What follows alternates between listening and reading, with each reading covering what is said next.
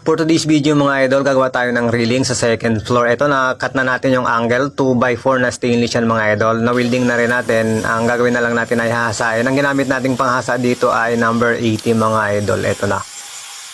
Yan, panoorin lang natin itong mga idol.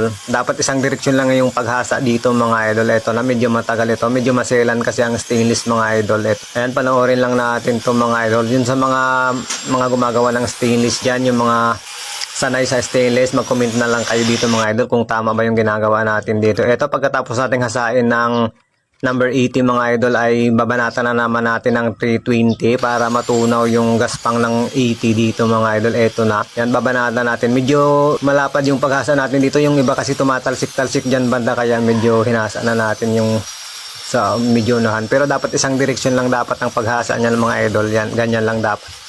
Yan, dapat isang direksyon lang ang paghasa nito mga idol. Ito na, medyo malikot ang kamay natin.